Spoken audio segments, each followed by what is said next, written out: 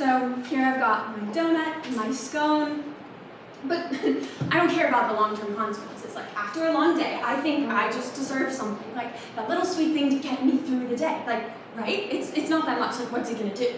Now let's switch it up. Don't worry, this is salt, not drugs, but just pretend.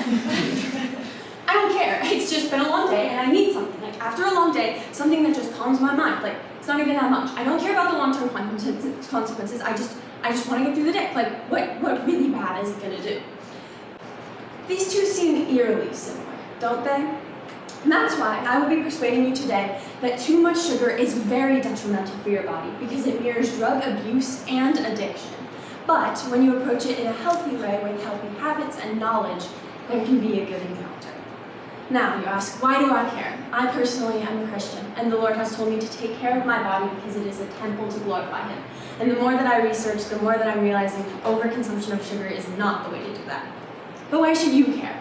According to the American Heart Association, the average American consumes around 60 pounds of sugar per year. That is the equivalent to 6 10-pound bowling balls that you are putting into your body each year. That, mixed with the statistics according to the National Institute on Diabetes, that the average rate of obesity is going up, that 2 out of 5 Americans are obese, that means 5 of us will be obese. Not may, but will. That should terrify you because our teen metabolism will not last forever. Now, how will I prove this? My main points are that I will cover the biological problem of how our brains get addicted to this overconsumption of sugar. And next, I will tell you the actions that you can take to approach sugar in a more healthy way. On to my first point. We overconsume sugar because it affects our brain in the same way of drugs, as I've displayed. And according to the National Institute on Drug Abuse, the reason that drugs produce this pleasure in the brain is because of what we all know and love is dopamine. Dopamine causes our brain causes large surges of dopamine when something pleasurable happens. When we pet a dog and our brain goes, yes, I want to do that again. It's a healthy thing. Dopamine is a good thing that's released. But the bad thing is when it's released in over amounts. Like there's so many things being put out. For example, it's like a kid on a roller coaster. They go and have such a fun time, and they're like, yes, I loved it, and then they go again, and then they go again, and then they go again, and they get sick, and they get overstimulated, and it's bad. That's what we are like on dopamine. In America, the average American consumes 3 to 4 times the amount of sugar that we should. So our brains are constantly getting this overstimulation. According to the American Heart Association, the brain does release a good amount of dopamine when we have the normal amount of sugar. But because in America we are so exposed to sugar so often, we don't get that normal amount of sugar. So this creates a dependency in the brain. The same that happens with drugs when people just keep going back and keep going back and keep going back, that happens with sugar. It creates this dependency. So I'm saying that drug addict on the corner asking you for the money to get their fix and to try and get past these withdrawal symptoms is also happening in your brain every single day. And this causes the top factor of mortality in the United States, which is heart disease. And so this should cause some concern. But there's hope.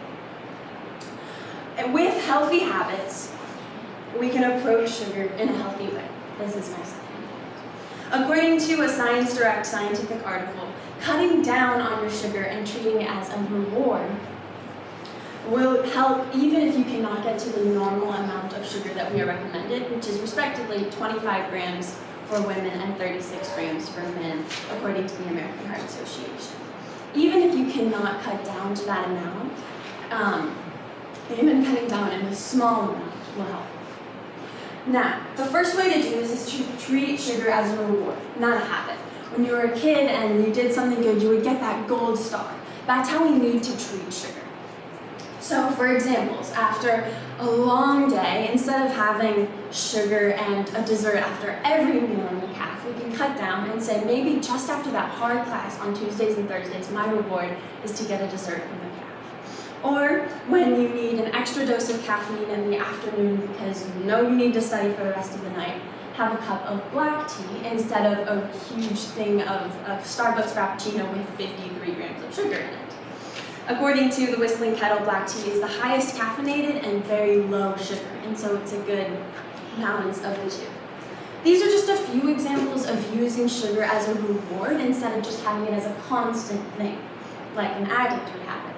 And it's a hard fight, but it's very worth it in the long run. Next, there are resources that we have on campus that can help us be aware of how much sugar is in things, because how can we address a problem if we don't know that it exists and we don't know how much sugar we are eating?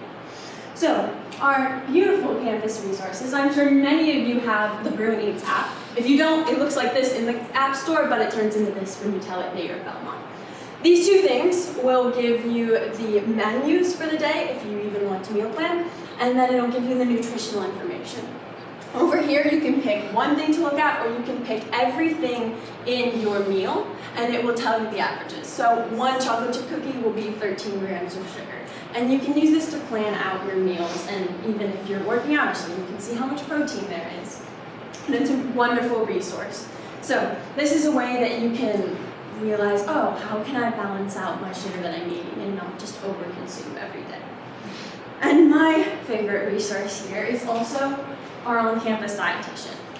If you don't know how to get in contact with her, her information is literally on every single napkin container on campus, at least in the cafeteria. She's really fun, and she wears fun boots all the time. She has a cool, I think, Bostonian accent. And she's free to anyone who has a dining plan on campus. And so she's willing to meet with you, and she will have one-on-one advice, because all of our bodies are different. When I tell you 25 grams, it may be different for someone larger or smaller or with a different metabolism, and she'll be able to help you go and have that one-on-one advice that we all need. And she's professional, so there is food counseling and different things if you need that as well. She wants you to live your best life, not cut out sugar fully, as I don't either, but just learn how to balance it. So, what have we covered? Too much sugar is very detrimental for your body because it mirrors drug abuse and addiction. But if you have the knowledge and healthy habits, you can approach it in a healthy way and consume it in a healthy way. First, we covered the signs of dopamine and how this over-release gets us really attached to it and in this cycle of needing to come back. Second, I gave you tangible resources for how to approach sugar in a healthy way and consume it in more moderate amounts. Now, I'm gonna not eat these right now because I'd rather save it to go watch a rom-com with my friends tonight and have a reward then for getting through this last day of class. It'll be my reward. Because sugar should be a reward that we have control over, not a drug that controls our lives and ruins us mentally and physically. Thank you.